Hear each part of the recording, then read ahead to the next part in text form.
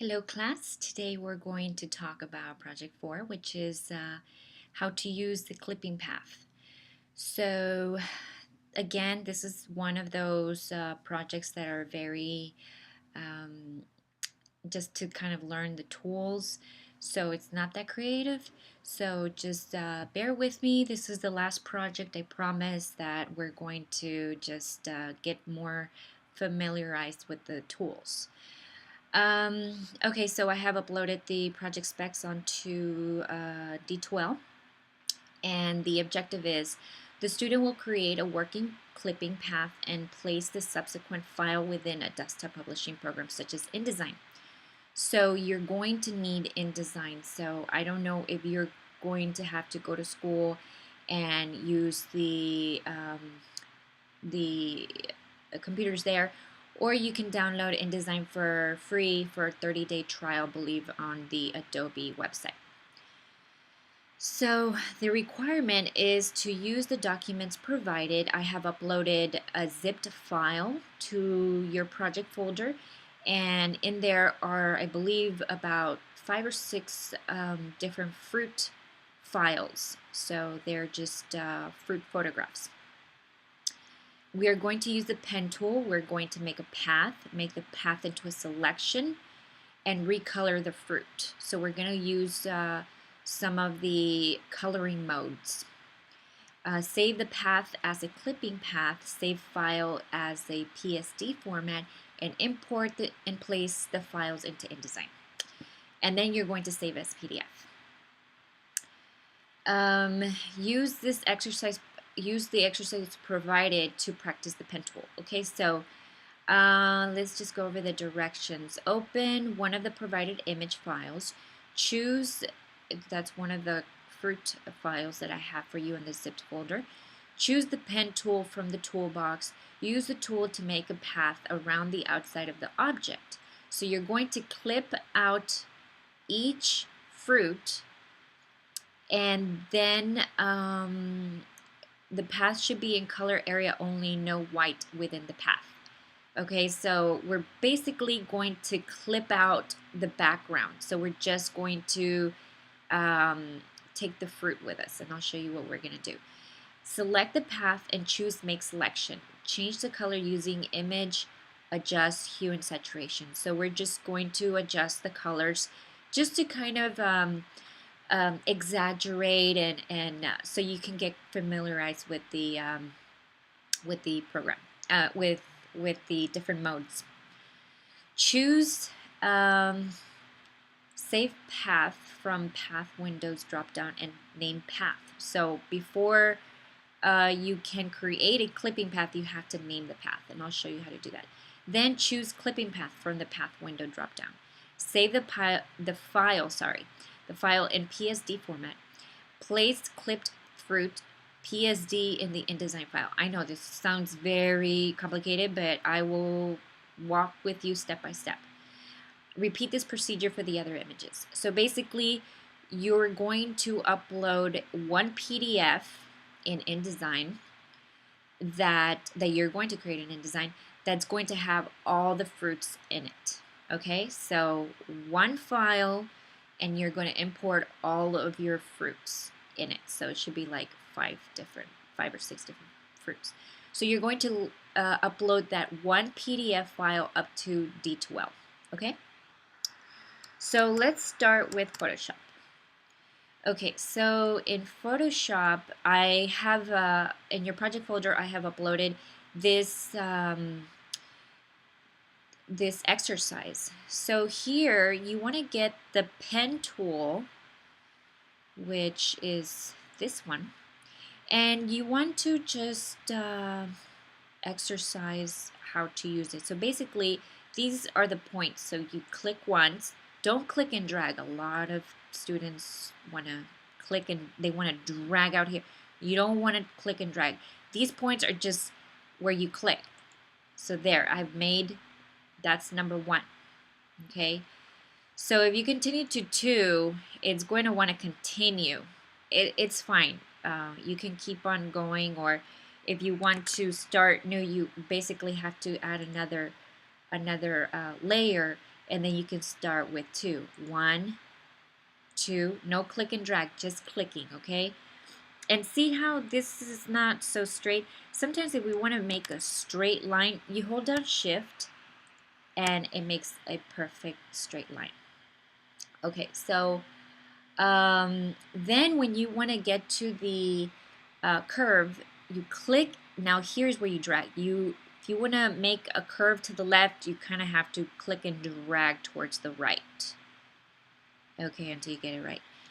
And then you click on the last one, and it just kind of completes the curve for you. So you want to add another layer. You want to start with number 3. Click. You want to make a straight line. You hold down shift, and then click again. Click and drag, and then you end it right there. Now it's going to get trickier on number 4. We'll see where.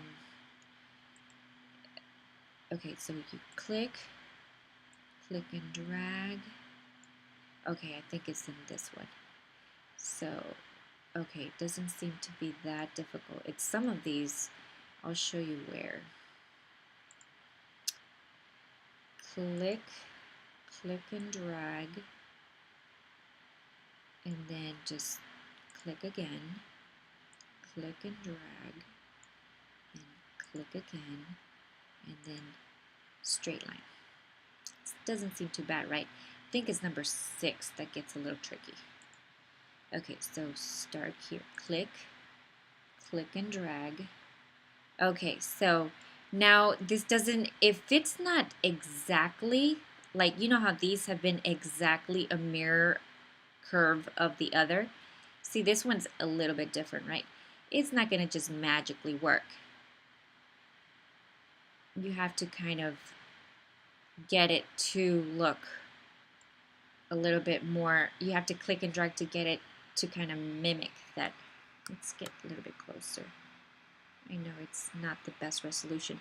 Okay, so sometimes you see it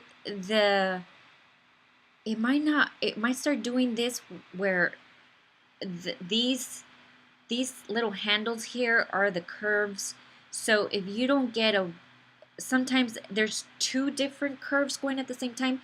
So it's good to kind of delete the previous curve. So what you do, let's start all over. Because if you hold down Command, Option, and Z a couple times, you can go back. Okay, so what I would do here, click and drag, and then you get rid of this curve. Now I want just 1 curve per selection because it's not symmetrical. Okay, so in order to get rid of this curve, you go back to that point that you created, and you hold down Option, and you click. So that gets rid of that little handle that was there. Now I'm going to make my own right here. And then go back to Option, click on the last point, and then click and drag. I know this, I don't know how else to say it other than practice.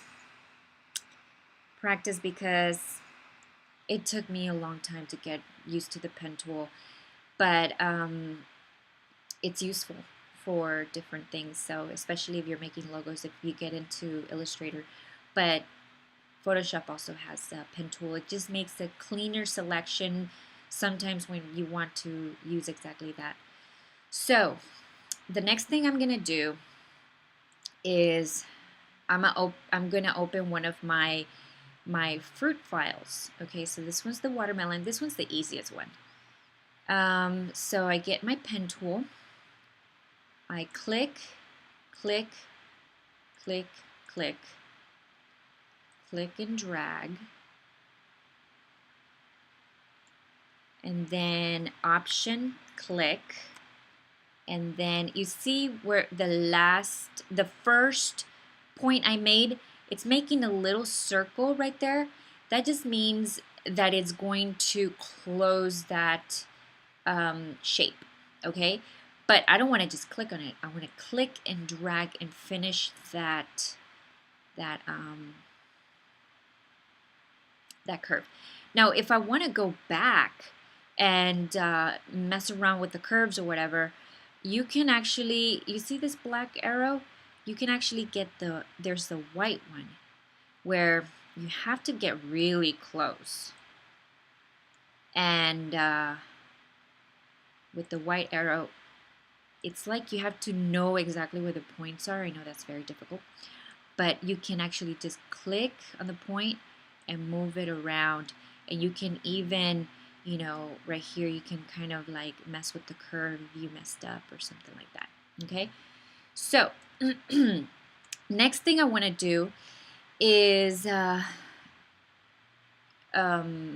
adjust the contrast and the hue and saturation. Now, just for the purpose of this project, we're just going to exaggerate, just so I can teach you the adjustments, okay? So we go to Image, Adjustment, and we go to, well, we did curves already, but if you want to do that, you know, you remember that you can change the contrast here, make that make that a little bit brighter, say okay. And then you can also go to Adjustment, Hue and Saturation. I like to use this one because under Hue, just make it a color that it's not. Okay, so we're going to choose violet, purple, or whatever, or blue. I don't know, depends. Okay, so now, now that I've changed this color, I go to see where I was in layers. I want to make sure that I'm in paths. Okay, so you see these panels right here. If you don't see that, it should be under Windows and Paths. Okay, so we go to Paths and we want to say Save Path First. So you want to save the path. You can leave it as Path 1. Okay, you don't really need to specify it. You can if you want to. If you're working on something really large and you're required to do clipping paths, now you might be wondering, what would I ever use a clipping path for? Well, if let's say you're working for a, you're creating a catalog, that's when you would need a clipping path. If you're creating, let's say, an ad for a car, or they have a lot of cars or jewelry, or you know, it looks kind of tacky if it has a background. It looks a lot cleaner if you have a clipping path. Okay, so you say okay. Then you go and you say clipping path. And we want to apply it, like let's say we had a whole bunch of different clipping paths. We know that the one we saved is called Path 1. So we say Path 1 and we say OK. So now I'm going to say File, Save As. I'm going to save it to my desktop. Now the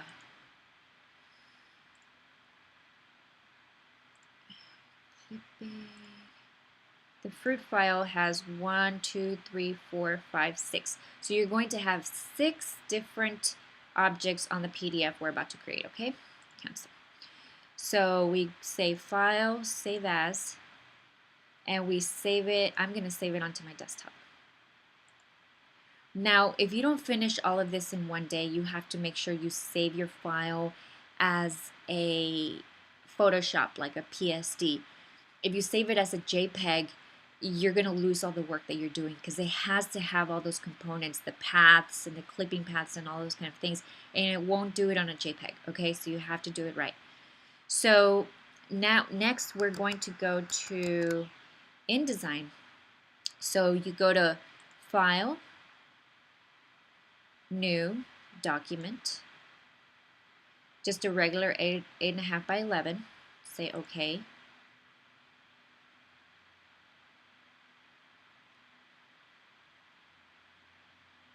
It's kind of slow.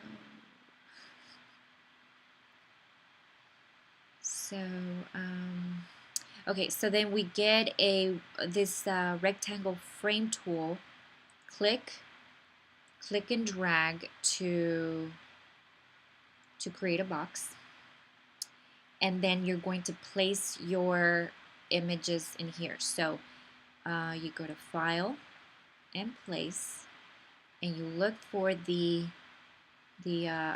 file you just created, which was the watermelon,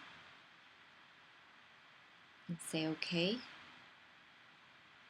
So if you did it correctly, it should have clipped out the background, so it doesn't have that messy background. So if you still see your background, you did it wrong. Now you might be wondering, oh, it looks really bad. I know it didn't look that bad in Photoshop. InDesign does that. Okay, so in order to just really check, you go to Shift W, and then you can kind of see it better, like a preview. Now, so you're going to do that for each file, and then you're going to import each different fruit file and all your other 6 images in here, and then you're going to say File, Save As, no, cancel, File, Export, and you're going to make sure that it says PDF. So fruit, save, and I would like for you to go under right here where it says marks and bleeds, say page information. That's going to let me know that you created this in InDesign. Okay, so it's very important that you hit page information, general, I think all of that, that's fine. Just make sure that you hit marks and bleeds, page information, and make sure that it's a print file, and then say export. And that's going to create a PDF for you, and you're going to upload that to D2L. Okay, so if you have any questions, email me and let me know. Otherwise, have a great day. All right, take care. Bye.